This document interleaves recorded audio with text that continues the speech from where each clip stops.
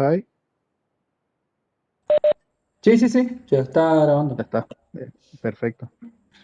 Bueno, como les decía entonces, vamos a ver en esta primera parte de la mañana el tema de tintas gráficas.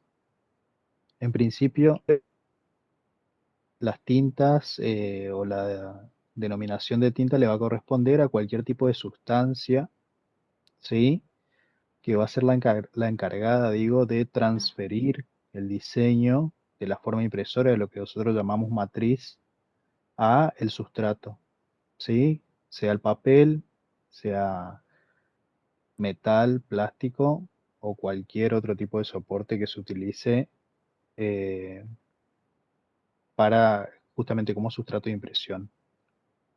La tinta básicamente va a estar constituida por una parte sólida y una parte líquida. La parte sólida va a ser esencialmente el pigmento, ¿sí? Vamos a ver bien qué es el pigmento, mientras que la parte líquida, la cual puede ser en algunos casos más fluida o más líquida, valga la redundancia, y en algunos casos más viscosa, es decir, más espesa, ¿sí? Que también se la va a llamar vehículo, y de acuerdo al tipo de tinta va a poder ser un barniz o un aglutinante, ¿sí? Todas esas denominaciones va a tener ese componente líquido de la tinta.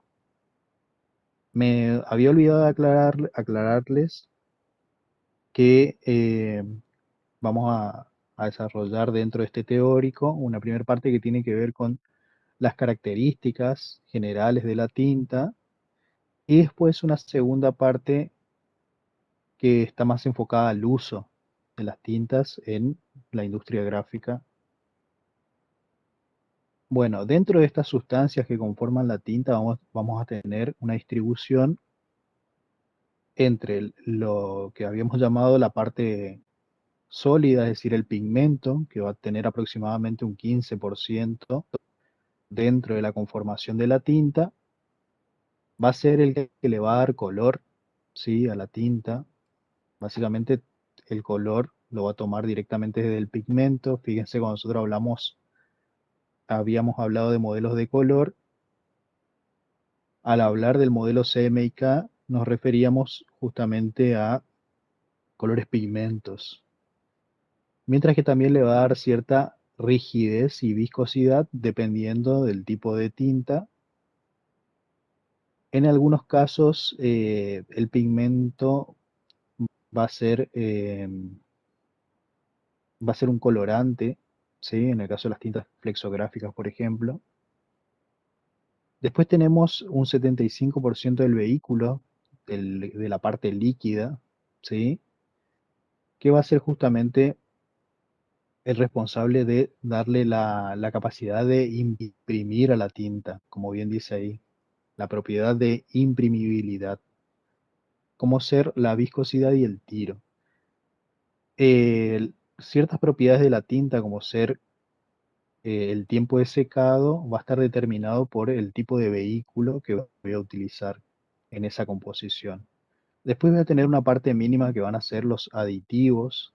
Los aditivos van a estar determinados en función al sistema de impresión y al tipo de soporte, ¿sí? Vamos a ver, por ejemplo, que los aditivos pueden ser, por ejemplo, secantes, ¿sí? Para acelerar el tiempo de secado de la tinta. Pueden ser ceras en el caso de que yo quiera darle mayor resistencia al roce, por ejemplo, si es algo que va a estar eh, mucho en contacto con la manipulación, como ser un bidete, por ejemplo.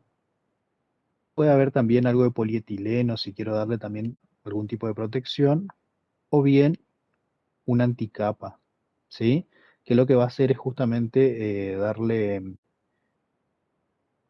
un efecto contrario al secado, es decir, va a retardar el secado en el caso de que tenga un proceso de impresión mucho más largo, por ejemplo.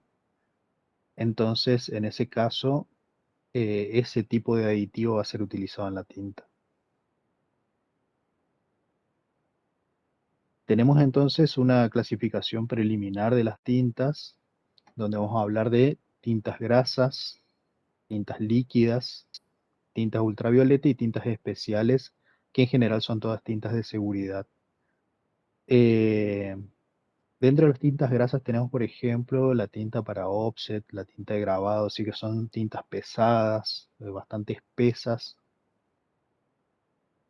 Mientras que dentro de las tintas líquidas vamos a tener, por ejemplo, tintas que van a tener como principal solvente el agua, es decir, tintas al agua, como ser las tintas Inject, por ejemplo.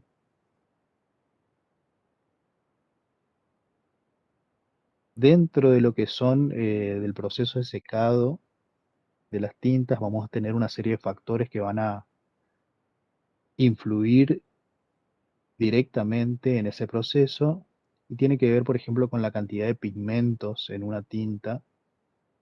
Cuando hay muchos pigmentos, se dificulta el secado de la tinta, va a tardar mucho más.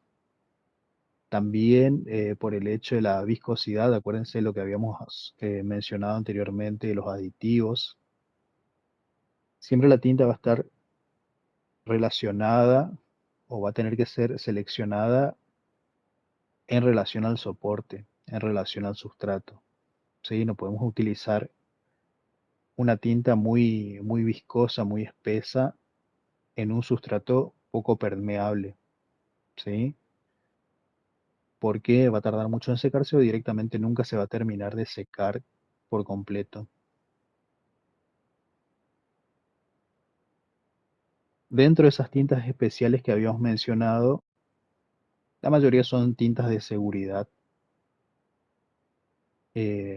como ser, por ejemplo, eh, tintas que reaccionan de una determinada manera de acuerdo a la iluminación, como ser las tintas infrarrojas o las metaméricas. Eh, en el caso de las metaméricas son tintas que van a cambiar su apariencia de acuerdo a determinadas condiciones de iluminación. Lo que se denominan tintas fugitivas que aparecen ahí son tintas, por ejemplo, que se van a comenzar a degradar o se van a comenzar a borrar en contacto con el agua, el alcohol, etcétera. ¿Esto para qué? Para evitar, por ejemplo, falsificación de documentos, ¿sí? Cuando esa tinta comienza a ser sometida a un proceso indebido, por llamarlo de alguna manera, directamente se va a borrar, ¿sí? La mayoría son, como ya les dije, tintas que se utilizan para todo lo que tienen que ver con papeles de seguridad, ¿sí? Ya sean billetes o bien otro tipo de documentos. Fíjense que ahí yo les dejo un link de un fabricante de tintas que la verdad que lo estuve consultando y da muy buena información y muy bien detallada, sobre todo de productos que se pueden conseguir acá en Argentina, ¿sí? Entonces, por ahí si a alguno le interesa consultar o ampliar todo lo que tiene que ver con tintas especiales, es una buena referencia a ese sitio.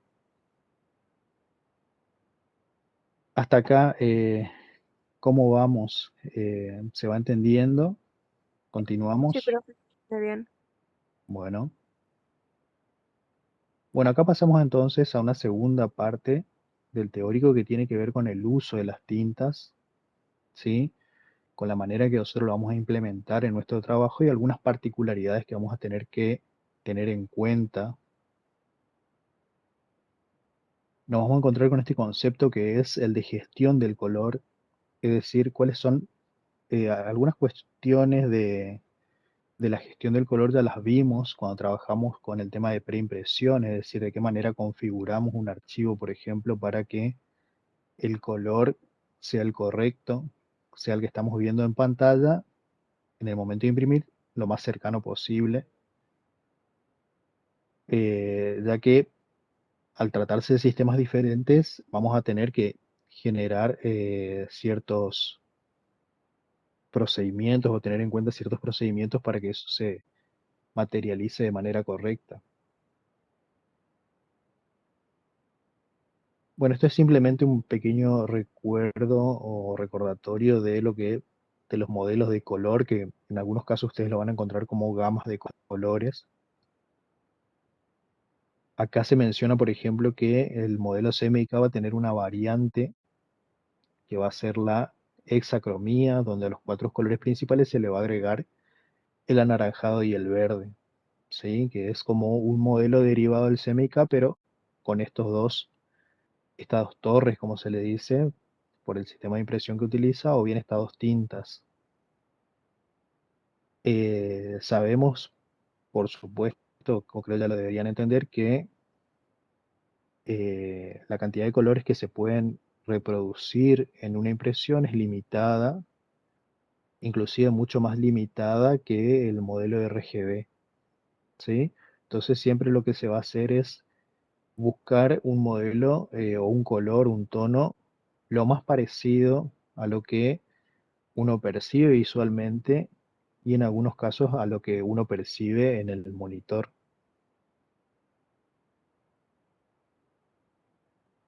Además de obtener colores por cuatricromía, habíamos dicho que podíamos trabajar con lo que se denominaban colores directos o colores Pantone.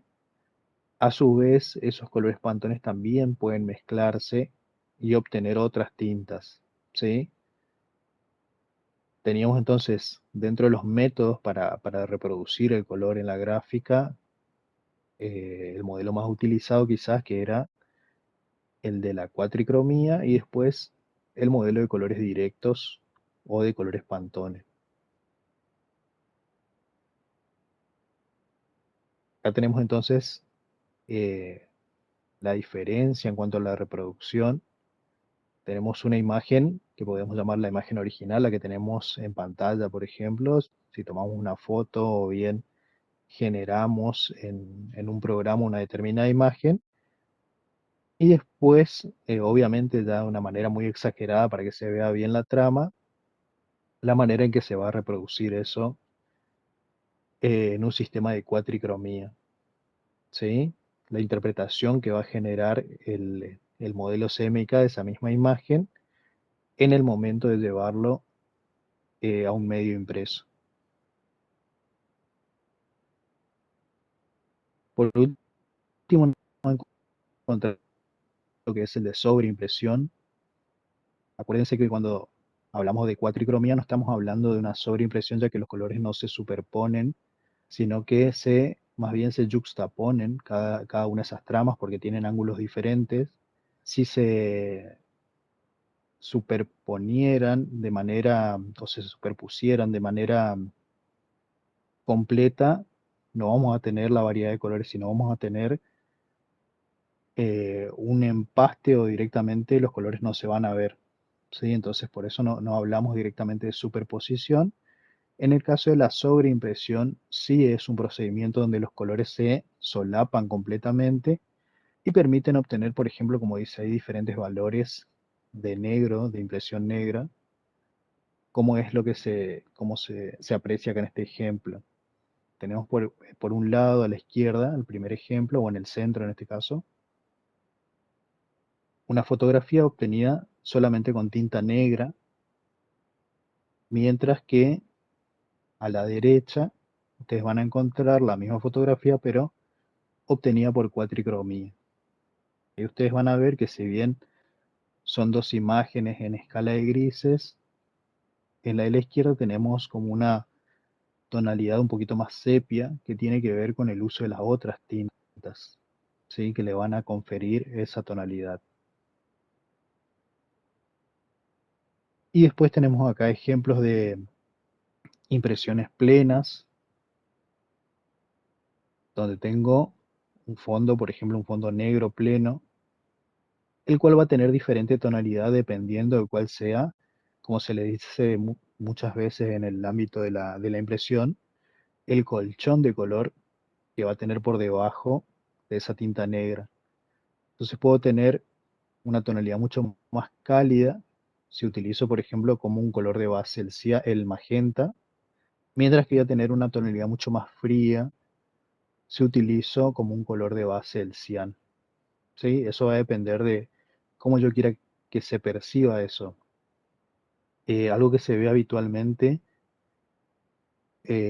o que nos permite ver este procedimiento es, por ejemplo, con impresiones que están a la intemperie en el exterior, y en la medida que se van degradando, ya sea por el sol o por la lluvia, se va lavando la tinta negra y por debajo vamos viendo cuál es la tinta que estaba impresa por debajo. Entonces, una figura, por ejemplo, una fotografía, la vamos viendo que se va decolorando y se va volviendo en tonalidad cian, y eso tiene que ver justamente con que esa tinta es la que estaba funcionando como tinta de base y sobre la misma se imprimió la, la separación en negro, ¿sí? Estas son más que nada ya particularidades que tienen que ver con el uso de la tinta.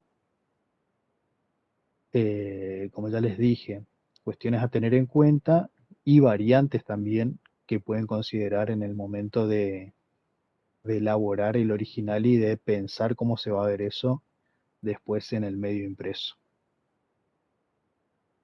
Bien, hasta acá entonces lo que tiene que ver con este tema. No sé si hay alguna pregunta.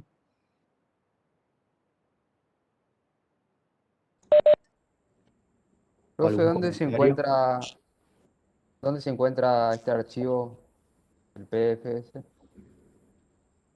Esta presentación Sí, profe. todavía no lo subí, pero ya lo voy a subir al aula De igual forma queda grabada la clase, que también la subimos en el transcurso de la semana, así que también.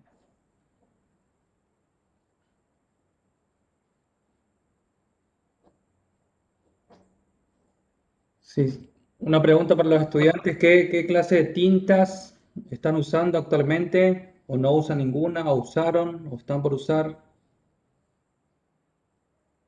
Hay la señorita que trabaja la madre en serigrafía, ¿qué tintas usa? Si puede comentar. ¿Tiene algunas características? Dijo lo que dijo el profesor Javier.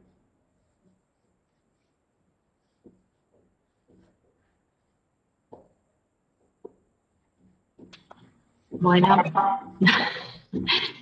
Gaby, ¿cómo estás? Se Bueno, ve que se habrá ido al baño, parece. eh, parece, así que seguimos. Eh, bueno, como siempre, muy clara la clase del profe Javier. Y ahora yo voy Gracias. a intentar compartir mi pantalla. Pregunta técnica, Javi, para Sí. compartir PowerPoint.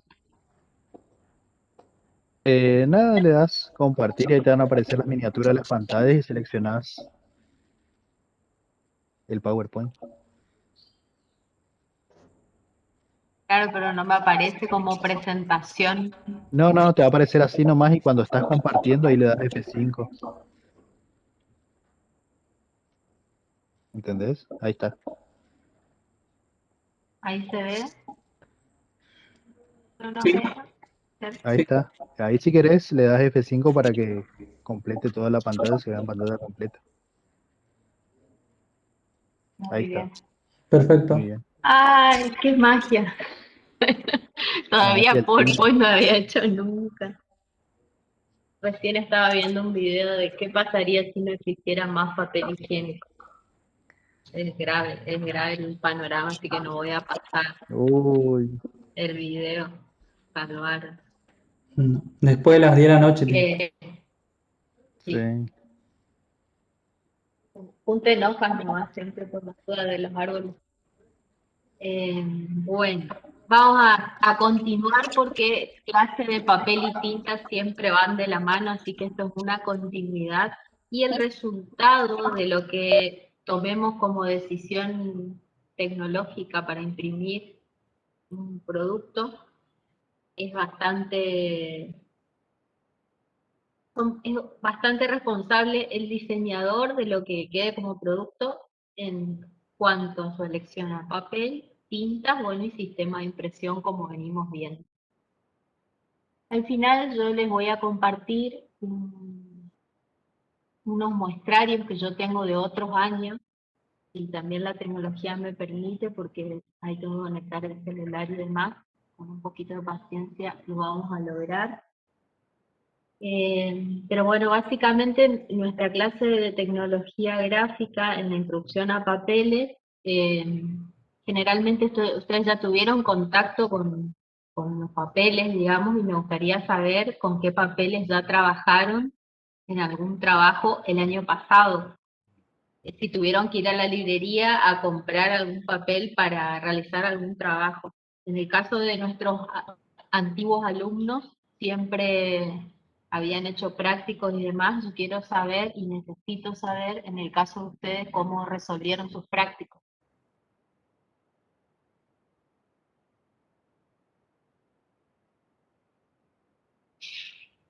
Profe, Fue todo digital, ¿sí? al principio en tipografía nos pedían que hagamos manual con las tintas chinas y eso. Y necesitábamos hojas. Muchos hicieron con las hojas de la impresora nada más, pero yo al tener la posibilidad de que mi tía tiene una librería, le pedía que me acerque las hojas grandes, las A3, eh, pero sinceramente no me acuerdo cómo se llamaba eh, esa hoja en sí. Sé que era gruesísima, eso sí.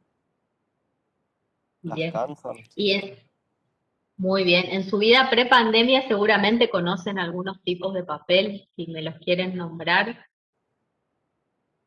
Puede ser opalina, Sí, Papel obra, sí. ilustración. Muy papel bien. vegetal. Perfecto. Ya aprobaron todos estos chicos.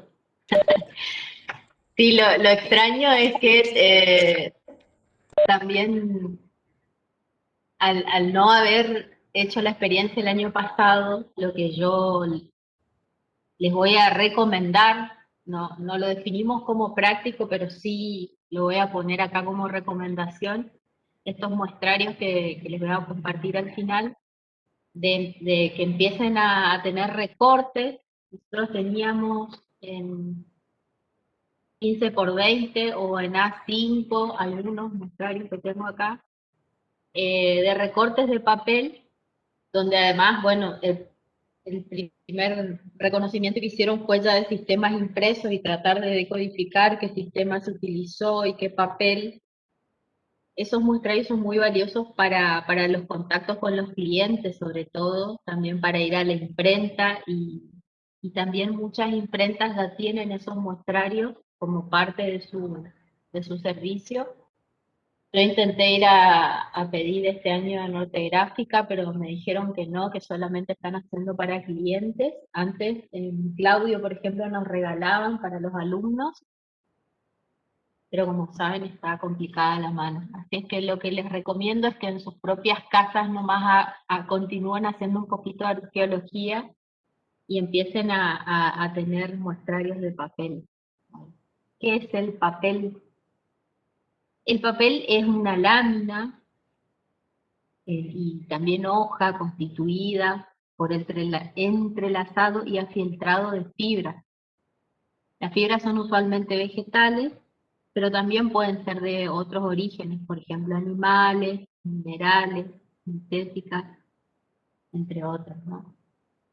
Nosotros vamos a trabajar mucho con la diferenciación entre papel y cartón. No sé si alguno tuvo alguna experiencia de imprimir en su casa o de manera experimental con cartón o cartoncillo. Eh, eso hacíamos antes, la gente de antes, no sé si ahora lo hacen, de tratar de imprimir una tarjeta y ver qué pasó. Bueno, cada uno de estos materiales tiene su modo de implementar, digamos, y es muy importante el tema del espesor, que es lo que vamos a ver ahora también.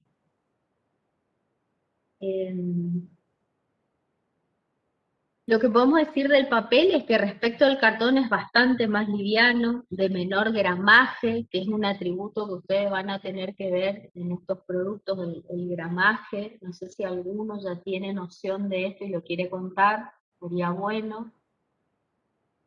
Nosotros ahora vamos a ver cómo se calcula ese gramaje. Pero básicamente el gramaje de los papeles es lo que, a mayor gramaje, ustedes van a encontrar que tiene mayor espesor. En general, ¿no? Y generalmente también otro atributo que tienen los papeles es el tema de ser multicapa. No sé si alguno se acordará al menos del colegio secundario que al romper una cartulina, el alma es blanca y el coloreado está de manera exterior. También del afiche que tiene una lámina, una cara de color y otra cara no está coloreada, y así los distintos materiales, digamos. Lo que nosotros tenemos que considerar en el tema de papel es que no todos los papeles pueden recibir todo tipo de impresión, entonces por eso también es bastante definitivo el tema del gramaje, del cuerpo, del espesor. Y antes de pasar a lo que es la fabricación del papel, les quiero mostrar este esquema que les va a servir más que nada a la hora de ir a comprar los insumos, ¿no? Para ir a negociar con el librero a veces cuando uno hace un trabajo casero. Porque, por ejemplo, en una imprenta ellos ya les van a determinar con qué tipo de papeles imprimir, entonces para estos trabajos más experimentales de la facu y bueno, pues que les toque en la vida profesional, un poco esta clasificación. Acá, en esta clasificación general que van a encontrar, falta lo que sería el cartoncillo, ¿sí? Que está por acá en esta otra clasificación que les muestro. Y ahí el gramaje es el peso por metro cuadrado, como dice la medida, ¿no? Eso es básicamente lo que cómo se define ese atributo de caracterización, digamos, del papel, de clasificación.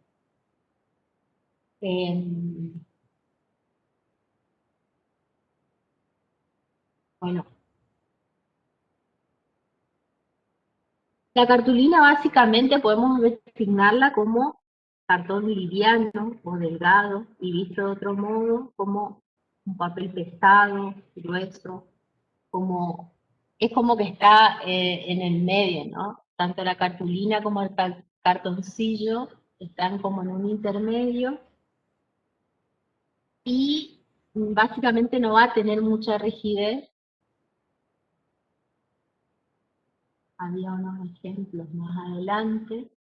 Esto, por ejemplo, puede ser considerado cartoncillo, ¿sí? Son bastante finitos, sirven un poco más para etiquetas, y bueno, las cartulinas.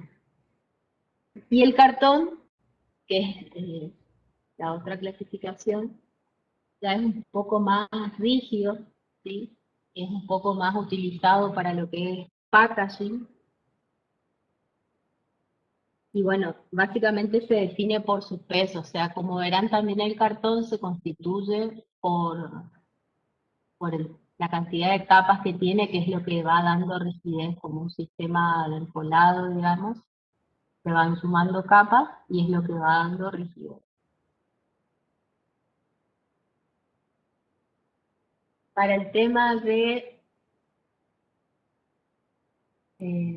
ver lo que es la producción del papel, nosotros, si bien necesitamos que ustedes tengan una noción básica de esto, no sé, Javi, ¿cómo dirías que se evalúa esto en un parcial? Pero lo que yo les recomiendo es entender el proceso, básicamente. Una vez que uno comprende el proceso, me parece que con eso es suficiente, digamos. No se van en realidad, nuestros alumnos no esperamos que salgan a fabricar papel. Sí, muchos por ahí utilizan el papel artesanal como recurso, pero bueno, básicamente el papel se produce a partir, en general, del cultivo de la caña de azúcar, por ejemplo. De ahí, bueno, se produce el transporte, va a una serie de máquinas donde se va realizando molienda, ¿sí? Como vemos acá, pasa a través de algunos procesos de digestión y procesos químicos y se va obteniendo una pulpa, ¿sí? En esa pulpa, a través de la incorporación de muchos productos químicos, se genera la pulpa blanqueada.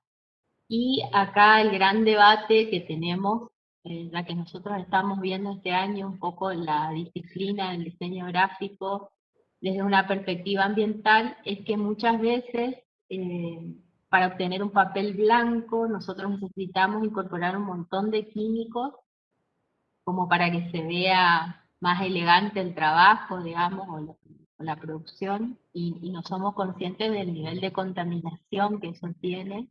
Por eso hay como un impulso a lo que ven acá en la pantalla donde dice pulpa natural, que es lo que se busca que se utilice, digamos. Lo mismo pasa con el papel higiénico.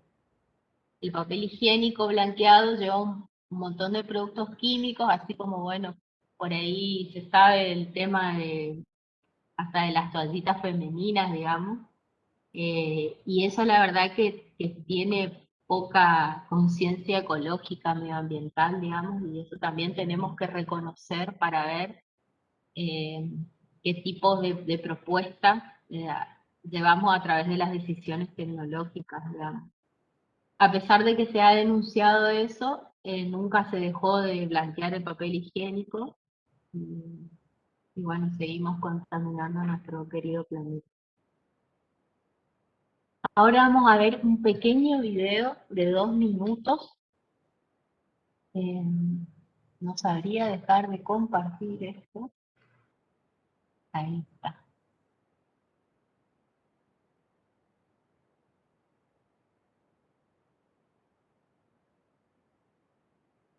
Gaby, si estás, te voy a pasar el video porque no sabría dejar de compartir esto. Ahí abajo tenés el No, es- botoncito.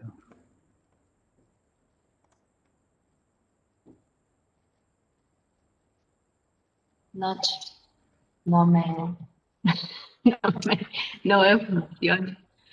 Dice, estás compartiendo pantalla, pero ahora se me acaba de desaparecer todo, así que A ver, No, lo vamos a dejar en el audio. sí, copia el enlace de último y lo pega acá y después yo lo comparto en el aula. Sí, lo vamos a pasar al final, pero ahí lo que yo quería por ahí un poco era más que vean las fibras que se obtienen y que a través de los distintos recursos con los que se usan esas fibras, uno puede ir logrando distintas características del papel, ¿sí? Bueno, ahí en de cómo, de la manera que uno peina el producto en la fabricación y lo va atravesando por distintos procesos. Gaby, apaga el micrófono vos, porque hay mucho ruido. Gracias. Va logrando esto, o sea, hay como una mesa de fabricación que está como todo en síntesis, porque esto es bastante didáctico, digamos, me parece que es lo que les tiene que quedar, más allá de que en el libro de Hugo Santarciero que nosotros le compartimos está bastante más complejo. Lo que busco por ahí es que sea un poco más didáctico. Esta fabricación después de esta mesa va a pasar por distintos secadores y va a llegar a lo que es el calandrado, que también es un proceso que va a definir la textura, la firmeza, la rugosidad del papel, digamos. Y después ya se van a armar las bobinas.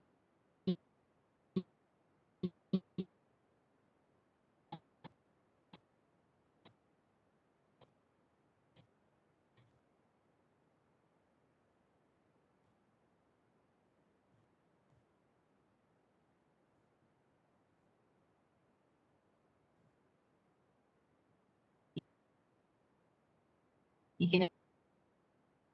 generalmente se te corta, Marijo.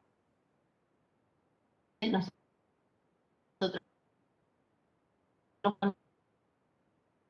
hacemos.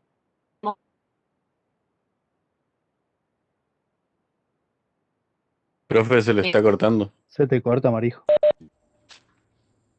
No se te escucha nada, Marisco, porque se está todo cortado.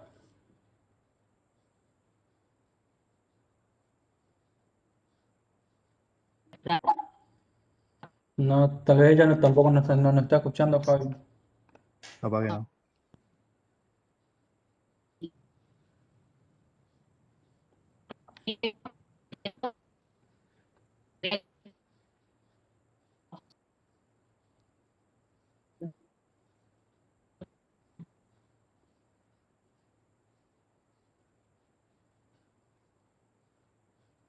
No. Bueno, seguí vos, Javi, si querés con esto de, no sé qué está por... Sí, no sé si hay alguna pregunta hasta acá de lo que se fue diciendo o algún comentario, algo que les llamó la atención de manera particular. Y eso que No nos escucha ella. Por eso sigue hablando, pero no nos escucha. Sí, sí, La parece que conexión sí. que tiene es muy mala.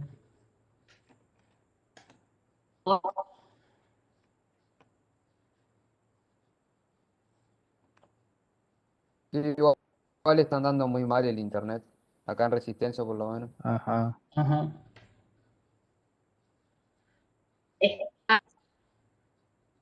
No. Y va a seguir hablando hasta por eternidad. Se dé cuenta que no se le está Sí. escuchando. Marijo, Marijo, no se está A ver si escuchando le, nada. Del chat a ver tampoco si nos le- está mirando porque está compartiendo pantalla, así que no va a poder ver el claro, chat. no va a ver.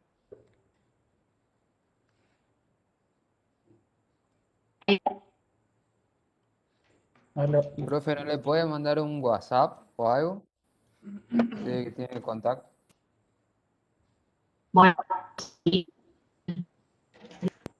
Sí, la voy a llamar y Sí, avisarle. llamarla directamente. Llamarla directamente.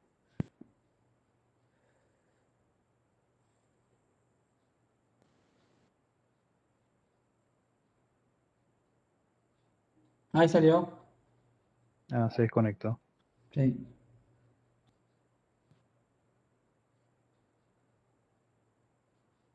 Bueno, vamos a esperar un ratito a ver si se puede conectar, si nos podemos comunicar con la profe, si no, voy a seguir con la clase.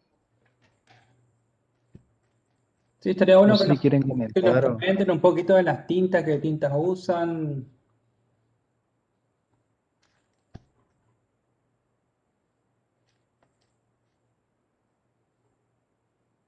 Por ejemplo, el tema del sistema de impresión, ¿se acuerdan de la tinta láser, para las impresoras láser? ¿Cómo se denominan esa clase de tintas? ¿Se acuerdan el cuadrito que hicimos?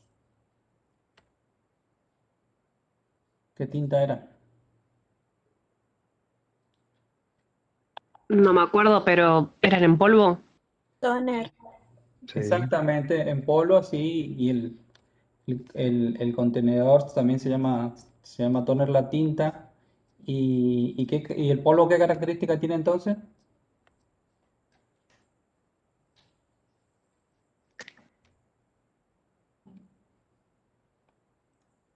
Sólido, líquido, gaseoso. Sólido.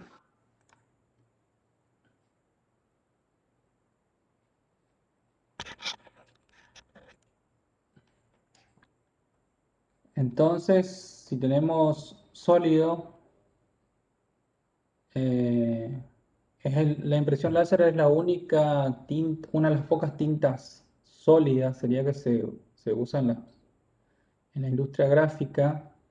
¿Y cómo se adhería esta tinta sólida al papel, al sustrato?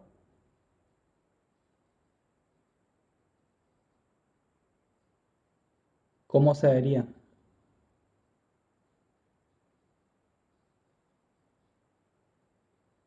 No es pregunta de examen, así que, o sea, no ahora, pero en su momento va a ser pregunta de examen.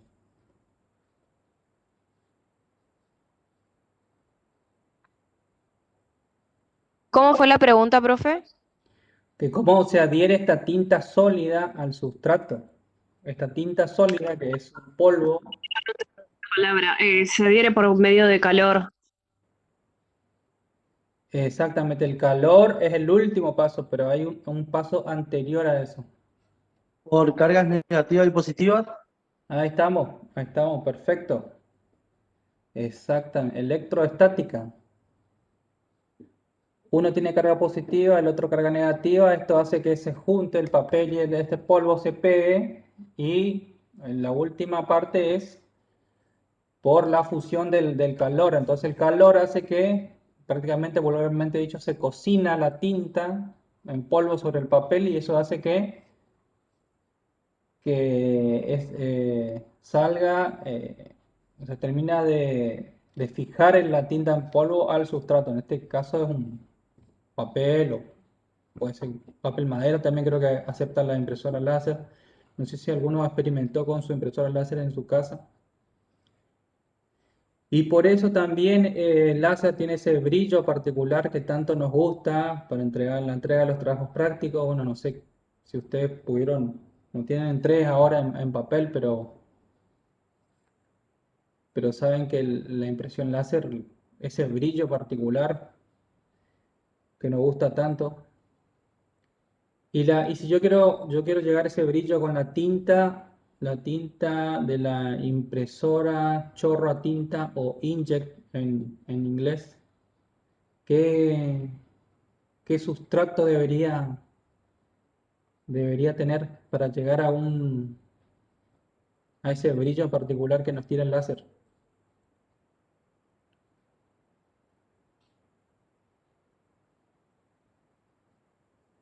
Papel fotográfico. Exactamente. Entonces, en este caso vamos a optar por un sustrato diferente, porque si usamos opalina en una inkjet, y no va a quedar ese brilloso, porque el brillo nos da el sistema de impresión láser, que es ese, se cocina Ilustración también puede ser, profe. en la ilustración en inkjet no te va a funcionar, porque la tinta como es líquida de la inkjet, la impresora chorro tinta, te va a opacar, te va a opacar el papel. El único papel que te sirve que te deja brilloso en chorro a tinta, como dijo el compañero, es papel fotográfico, no tenés otra.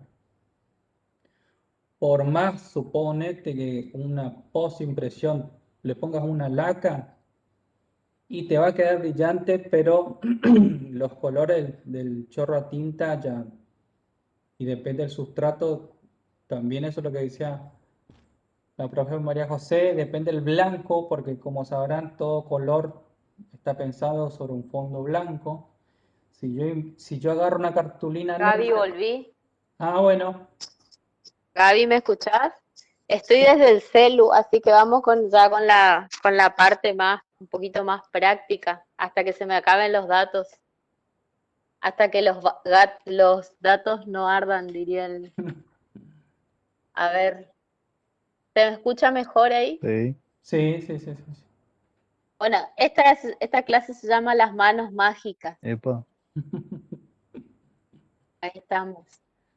Bueno, pero funciona. Este era el hermoso catálogo que Claudio nos brindaba, y que también en sus buenas épocas Norte Gráfica, pero realmente con toda mi simpatía fui a pedirle y no me quisieron dar el catálogo. ¿Vos Así estás que mostrando algo, Marijo? Marijo, no está no se activado ve. tu No, cámara, A se te ver, escucha activar. nomás. Es la voz ahí. mágica. Oh, Ahora sí, bueno, Ahora sí, acá ahora sí. está. Ahí ahora están sí. las manos mágicas. Ahora sí te voy a poner Acá en está el catálogo. Muy bien. La idea es que esto, si lo pueden tener en la casa, sería espectacular. Vamos a hacer como un pequeño repaso del principio de que, bueno, el papel obra es un papel, si bien no están viendo un papel obra, pero acá no dice no había ejemplo de obra en Claudio, así que sería este el ejemplo. Eh, Iríamos con los ejemplos de los alumnos. tampoco hay obra, pero es, bueno, el papel de una que venden en un resma de A4 es lo más parecido que le puedo aportar visualmente. Son papeles para escritura, son bastante lisos, son usados habitualmente para fotocopias, impresiones. Y bueno, lo que también tienen que acordarse es que el papel obra es el papel de uso escolar y de oficina, básicamente, y que tiene los gramajes más altos son para todo lo que se denomina tarjetería, digamos, en lo que es oficinas y demás. Y después hay una variante que es el papel bond, que tiene una superficie un poco más rugosa, que no es brillante. A ver si acá la cámara... No sé si se ve algo de textura, Gaby, contame cómo se ve. Prendo más luces. Sí, se ve, se ve. Tenés que moverlo de costado, así como en vaivén. Ahí se ve, ahí se ve. Bien, bien. A ver, decime si ahí se ve bien o ahí Sí, mejor. sí, se enfoca. Lo que pasa es que el autofoco de la cámara, depende de la luz donde incide, te va a cambiar, por eso no, comentá nomás. No, mejor ahí, Ahí, mejor ahí. ahí Bueno, está. bueno, es el que por ahí hoy dijeron que es lo más parecido a lo que es el Canson, digamos.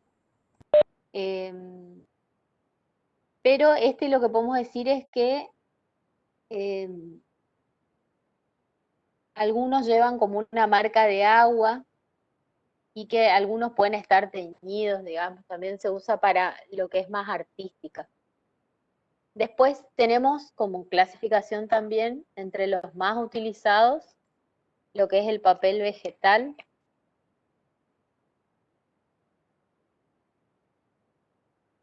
que Claudio sí tiene, que en la industria gráfica para lo que más se utiliza es para planos, ¿sí?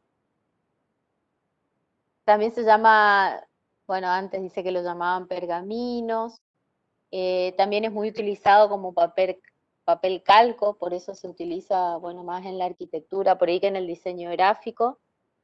Y bueno, su producción tiene como componente principal el algodón y otras celulosas vegetales, que es lo que le dan su transparencia. Y bueno, sometido a diversos procesos, como por ejemplo con ácidos y otros químicos, se logra esta transparencia. También se logra que sea un poco más impermeable, ¿sí? Y en general es bastante más duradero. Les cuento, por ejemplo, como para que se acuerden, los arquitectos para entregar al municipio los planos, por ejemplo, entregan 5 copias.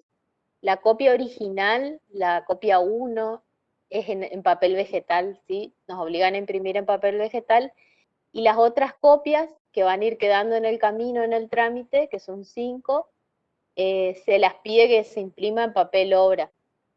Y bueno, ese papel vegetal la verdad que es casi indestructible. Yo vi papeles de planos de hace 60 años en buen estado y bueno, tiene mejores características de conservación. Después, bueno, podemos pasar a lo que es el papel ilustración, que también tiene sus variantes. Acá no sé hasta dónde podrán ver, pero por ejemplo, fíjense, lo que ustedes tienen que ver en los trabajos es la característica de la transparencia también, la opacidad, ¿no? Fíjense este satinado de 115, y este satinado ya es bastante menos transparente. Por ejemplo, como recurso, el satinado mate luce bastante menos que el acabado más brillante el satinado. Y en general, acá lo que van a ver, no sé si se ve el reflejo, lo que brilla no es el papel, sino la tinta, que es otra cuestión que tienen que tener en cuenta. No sé si se alcanza a ver. Sí, se ve, María. Bien, y esto a pesar de que tiene 300 gramos, no podemos considerarlo cartón. Entonces también esas son si bien yo tengo que reconocer los tipos de clasificación, no siempre es así, digamos. O sea, esto no se reconoce cartón, ¿por qué? Porque está súper compactado. O sea, esto también es parte del proceso de producción y está, bueno, bastante compactado. Después, por ejemplo, de toda la vida recordarán el papel adhesivo, digamos, que es el papel que tiene en una de sus capas un engomado. Bueno, no da puede fallar, en la sección puede fallar, está esto.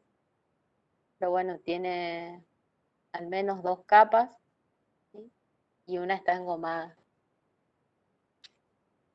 Después, bueno, pueden encontrar en la librería infinidades de papeles texturados.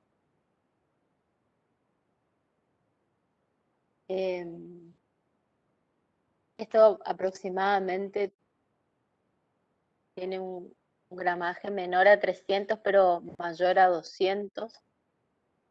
El papel metálico, ¿sí? O metalizado, bueno, está recomendado para todo lo que es tarjetería y demás. Fíjense que no es muy bueno si yo, por ejemplo, le quiero aplicar ilustraciones o gráficas. Queda mucho mejor si es, por ejemplo, tarjeta de mucho texto. Sí se justifica el gasto, digamos, en este tipo de papel, pero no por ahí si yo necesito reproducir una imagen, excepto, por ejemplo, que sea de una corona o, por decirte, que ahí también tiene que ver el tema del destino, la duración. O sea, yo imprimir un tarjetón para que dure 5 minutos muchas veces no se justifica, y sobre todo si estamos viendo esto de conciencia ambiental. A ver, ¿qué otro tipo de papel?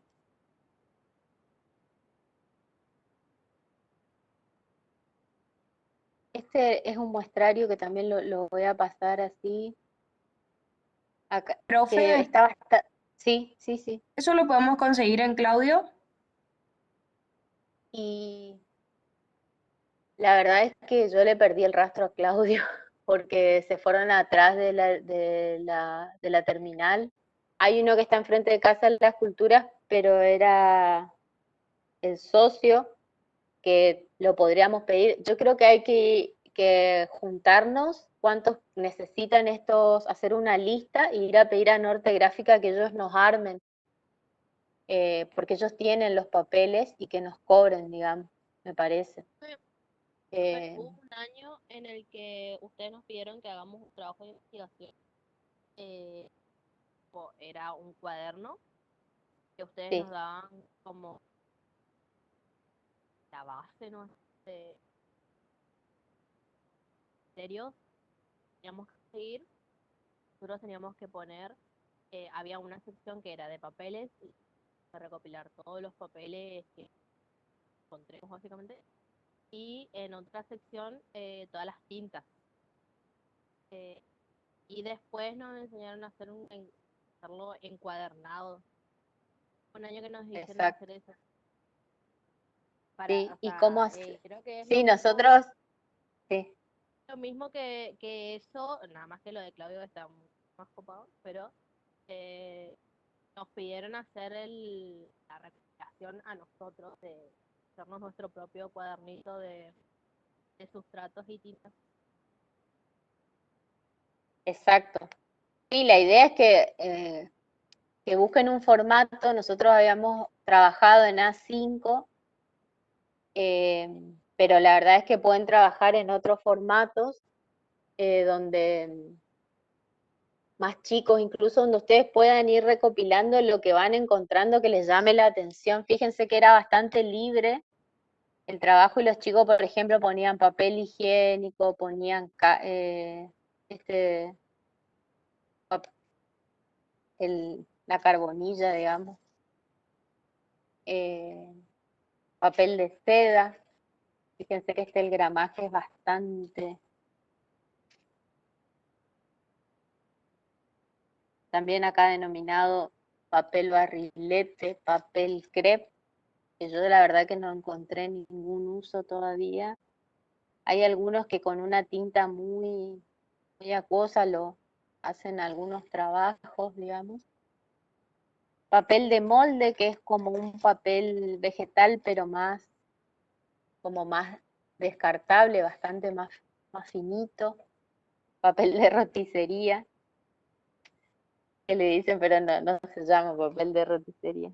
Y tampoco es papel prensa, porque el papel de diario, por ejemplo, es el papel prensa, ¿sí? Y es más parecido de roticería a lo que es el papel reciclado. ¿Se acuerdan que yo les hablaba del tema de la cantidad de químicos? Es lo que le da el blanco al papel.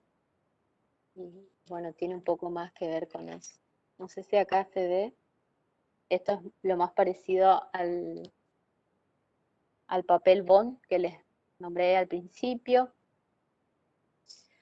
Después, por ejemplo, van a escuchar del papel gofrado, que no lo encuentro acá, pero es el conocido papel araña, que está sometido a una presión entre dos rodillos y es lo que va dibujando el tema del relieve, ¿sí? Bueno, el papel afiche, que lo recontra conocen de la escuela, el colegio, que tenía un solo lado coloreado.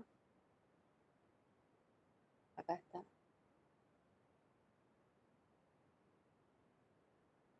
Tiene también otra característica, podemos decir, que tiene un lado con brillo y otro sin brillo, que son las características que más tienen que tener en cuenta. Y lo que nosotros por ahí técnicamente van a escuchar que se llama papel craft, es el popular papel madera, que yo con el papel madera en cualquier librería puedo confundir tranquilamente entre cartón, cartoncillo y papel, y ahí juega un rol fundamental el tema del gramaje, ¿sí? Este todavía es papel. Fíjense la clasificación que había hecho el alumno, ese papel de embalar, pero yo la verdad que no podría envolver algo con esto, porque tiene un 180 gramos por lo menos. Acá está el papel araña, que es el gofrado.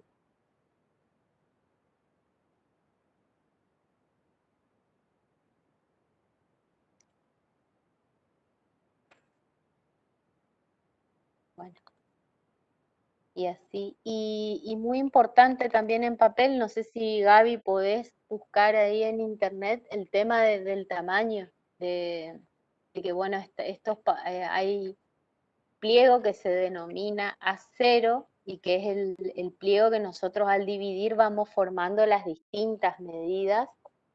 Eso era algo que está, bueno, en las diapositivas que les voy a dejar en la clase.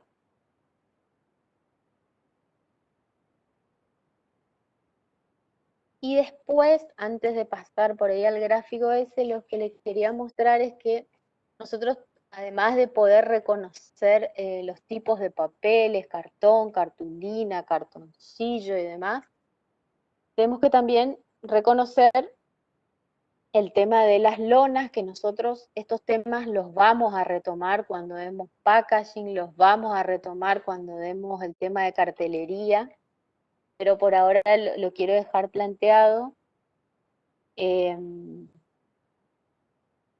Bueno, esto está en el catálogo de Claudio también, el tema de la lona front, que está recomendado, bueno, para banners, carteles de calidad, stand. Es importante reconocer que la lona no perdura mucho en el tiempo, ¿sí? De acuerdo a la cantidad de sol que reciba, va a durar, algunos con mucha suerte duran 2 años sin perder sus propiedades, pero en el Chaco eso es un montón, sobre todo si pega el sol del norte, peor todavía. Si el local queda hacia el sur, por ejemplo, sí va a durar un poco más, no solamente porque la tinta se va perdiendo, sino que también el propio soporte se va venciendo, ¿no? A través por la inclemencia del tiempo. Y después tenemos lo que es bueno, el tema de vinilos, ¿sí? Que el profe Gaby tiene unos tutoriales ahí que les va a compartir. Uno lo hizo el año pasado, que era el tema de aplicación en una ventana en su casa, y este año intervino en una bicicleta, así que les va a compartir esos tutoriales.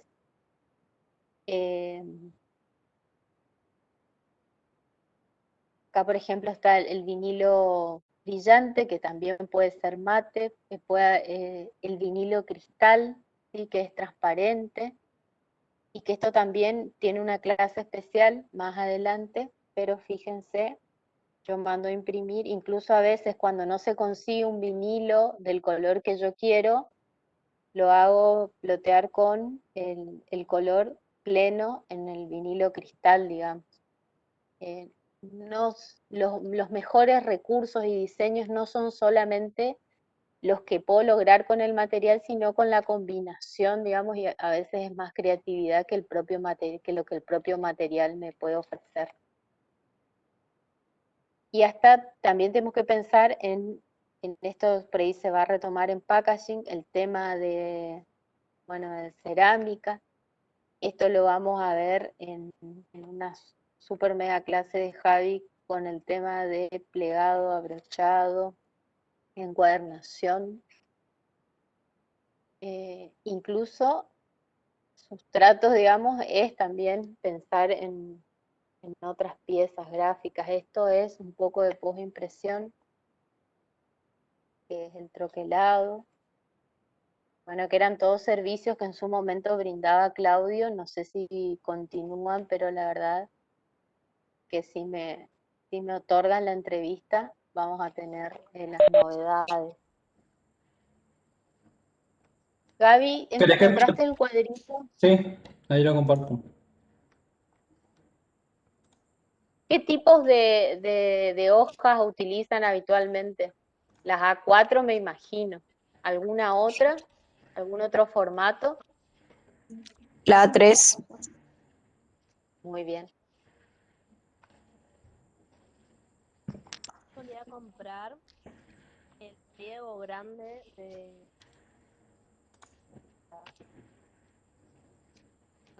de un gramaje para ya de las veces cuando trabajos de taller por ahí se necesitaba pintar y cosas. Si puedes hablar un poquito más fuerte, por favor, porque no se te escucha. Compraba el pliego grande, ¿ahí escucha? Sí. Sí, ahí se escucha. El pliego creo que tiene 1 metro, por no sé cuánto, de papel, un gramaje de 180, 200, para más que nada los trabajos de taller o esos trabajos en los que necesitaba usar tintas, acuarelas o acrílicos. Y los compraba así el pliego grande y después los iba cortando a medida que los iba necesitando en A3 o en A4, dependiendo del tamaño del trabajo del momento.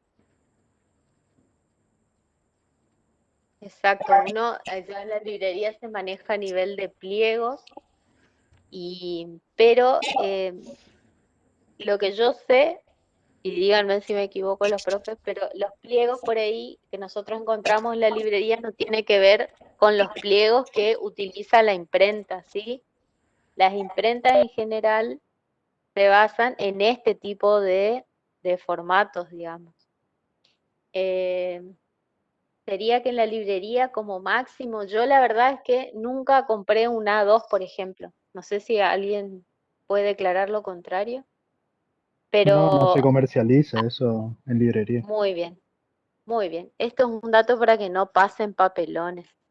Está chequeado entonces. En general, los pliegos que vamos a encontrar en la librería tienen de 1 a 10 como mucho de largo, no sé si hay un poquito más, pero no más que eso, y más o menos varían hasta 60 de ancho, que son en general los que son papel craft, que son papel madera, y los otros vienen de pliegos más pequeños, digamos.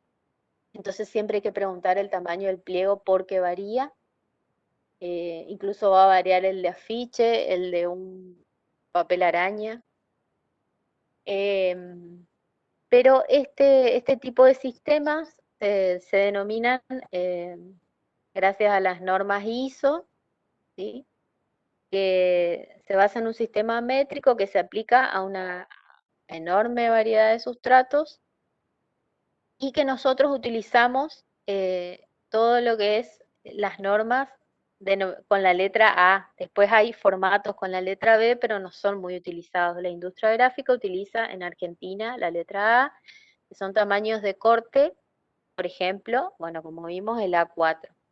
Una vez hicimos en clase un experimento de lograr el A0, y era un papel gigante, no sé si recuerdan los profes, pero la verdad es que no sé a quién de los alumnos se le ocurrió el desafío y armó una A0, y, bueno, esos pliegos obviamente no van a comercializar, sino que son en la industria gráfica, que están pensados más para, por ejemplo, una A1, una A2, se piensan más por el tema de transporte, por el tema de, bueno, que entren las máquinas, pero nada más, digamos. María José, Sí, sí, sí. un error que se suele cometer y que cometíamos mucho de época de estudiantes es la legal y la letter.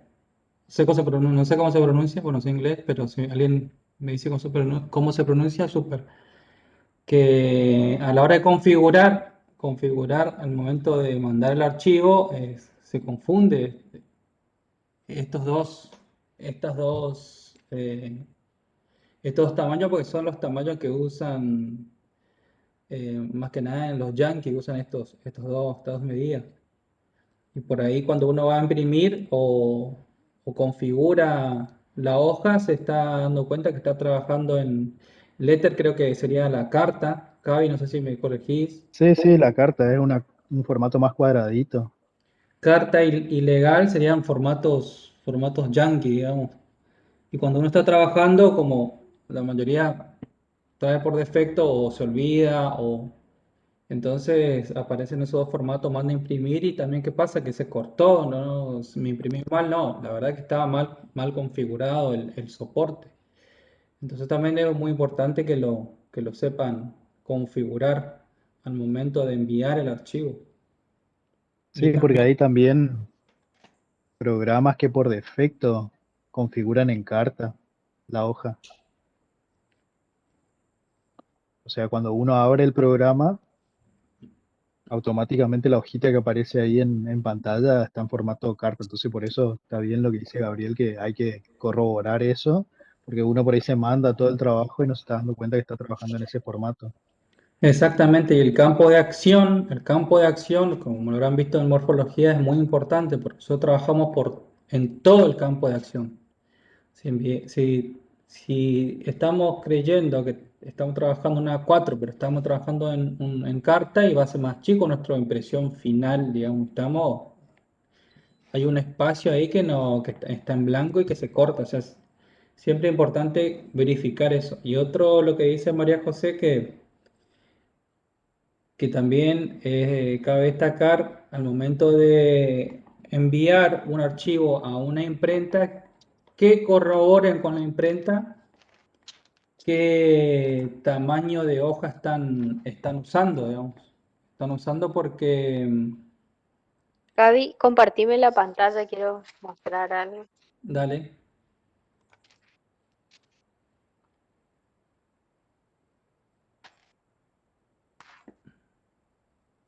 Así es que lo más importante, bueno, en el tema de los tamaños de papel, que también vamos a dejar todo en el aula y que está bueno en los apuntes de Don Santarciero. Yo les quiero contar que nosotros antes éramos la cátedra más ocupada y no lo sabíamos. Lo que les estoy compartiendo son los trabajos de alumnos, y esta es una aplicación de lo que es papel vegetal. Ahí el profe Gaby, si se acuerda cómo hizo este trabajo. Sí, eso también está subido en el sitio de YouTube de la cátedra, cómo hacer este tipo de archivo, digamos, se llama trama de semitono para impresión, en este caso era serigráfica. Fíjense que ahí no existe el gris, digamos, pues solamente está la tinta negra. Y calculo que la impresión debe ser láser, María José, si vos que estás ahí. Sí, señor. Sí. Bueno, se opta por un papel vegetal en una impresión láser, porque la impresión láser, como sabrán, es muchísimo mejor la definición que tira, ¿no? Porque una tinta seca, como habíamos dicho. Y también, ¿y esa es oficio o sea, es A3. A3? Ah, mira, es A3. Una imagen en A3, en una trama de semitono se llama ese proceso, digamos, por eso aparece con esos puntitos. Y fíjense que solamente es la tinta negra, porque los originales para la serigrafía se imprimen en tinta negra. Y esa simulación de grises se da por una separación, que también ya lo había dicho Javier, en una separación de los puntos en diferente ángulo, también es lo mismo que el offset, porque si ponemos los ángulos en el mismo, los puntitos en el mismo ángulo, se van a superponer y no se va a notar esa simulación de colores. Eso, por ejemplo, a diferencia del anterior, es todo pleno, no hay semitono, y la tipografía que dice sensores, creo que dice ahí, sensores, es ya así Sí. la tipografía, no hay un proceso de semitono ahí. Bien. Y acá seguimos un poco con sustratos y con sistema de impresión y porque tenemos que considerar también a lo que es los tipos de tela, ¿no, Gaby? Javier, si querés decir Esto vos. se hizo en clase. ¿Esto se hizo en clase o no? ¿Recuerdan los profes? No, Cuando teníamos esa no. cuando vos tenías tu maquinita de sublimado, ¿no? No. Esos eran ya algunos ¿Y ejemplos. se hizo Carlos Acosta? Yo no me ¿Esa acuerdo. remera? Yo no me acuerdo. La verdad, No Andrés, que sé, no me acuerdo. no. Sí, era mi compañero. Ah, La hizo Mira. con... Ese es con transfer. Transfer para tela negra. Tela oscura. Que hizo el ejercicio. Sí, ahora me acuerdo. Pero esta se hizo en clase. Sí, este es el típico que se hace con la plancha, digamos. Yo pensé que lo habían hecho con tu máquina, Javi. Y esto también lo hicieron ahí enfrente de la Facu. sí, ese sistema se llama sublimación, que también es una tinta que se activa al calor. Entonces, esta tinta que usa el soporte, el papel, pero a su vez el papel se transfiere a la tela.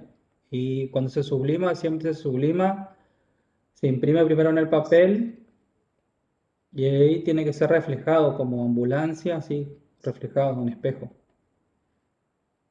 Y esa es una Bien. tinta que se activa con el calor. Y el proceso de sublimación es del sólido al gaseoso sin pasar por el líquido. O sea que esa tinta se evapora por la cantidad de calor que recibe, que en este caso son arriba de los 200 grados. Y el sustrato en este caso debe ser espum o modal esa remera. Sí, es porque modal no es. Sí, Lo que tiene que tener, la propiedad que tiene que tener la tela, Gaby, es tiene que 100%, ser cuando más poliéster tiene, más brilloso es. Fíjense la camiseta de fútbol, que son de un lado blanca y del otro lado están de color, es porque reciben este sistema de color. Las camisetas de fútbol, los pantaloncillos, todo lo que sea indumentaria deportiva que uno manda a hacer y a personalizar, la mayoría son con este sistema de impresión. Cuando más Y, plástico, las- más brilloso. y el otro gran debate es el sistema de, bueno, el tema de serigrafía, ¿no? Que por ahí muchos clientes piden determinado tipo de impresiones en telas que no se puede aplicar el sistema, por ejemplo, ese es uno de los debates que van a tener con sus clientes. Y acá está el resultado, digamos, encontré en la caja de lo que estábamos viendo, de que no siempre los sistemas van a quedar bien en las telas de algodón, ¿no? Que son por ahí lo que más piden los clientes. Superponerle ese, María José, el dibujo arriba de ese. Sí, sí, Sí, puede. Fíjense ¿se que va a nota? quedar- sí, sí, sí, fíjense que va a quedar todo negro, porque, sí, porque él, para trabajar en tinta blanca siempre se hace se imprime en positivo. Así no lo van a entender porque falta todavía una parte, ahí sería el proceso de estampado y emulsionar el chablón, pero está bien que le entre la duda cómo se arma para que investiguen cómo se hace. Pero fíjense que No, vos, pero vos tenés el video de esto. sí, sí, está todo hecho. Vamos a subir y intenten mirar. Bueno, muy bien. Bueno, el tema de vinilos también, yo no sé si está para hoy, Gaby, o lo completamos la clase que viene. Sí, Hacemos la un clase que recreo. viene, la clase que viene ya lo vamos a tener todo hecho. Muy bien. Yo lo que voy a proponer ahora, este tema va a seguir seguramente. Yo voy a subir algunas clasificaciones como para que tengan más técnico, pero la verdad es que tanta información técnica no es saludable para nadie. Así es que va a estar todo subido al aula, por ahí algunos cuadros sinópticos y bueno, está todo el material en el libro. Nos tomamos 15 minutos de recreo y nos juntamos en las comisiones, ¿sí? Para el tema de la asistencia y bueno, también quería felicitarlos porque los trabajos que vi de la clase pasada estaban bastante buenos. No sé si alguno tuvo problema para subir y demás, pero bueno, vi algunos trabajos y la verdad que me gustó mucho y bueno, nosotros vamos a hacer un compilado también y se lo vamos a entregar a la profe Echeverría para que los tenga en consideración para los trabajos que vienen haciendo, para que vean que también acá están sumando a su mega proyecto de salvar el planeta, así que nos vemos en 10:15 en comisiones.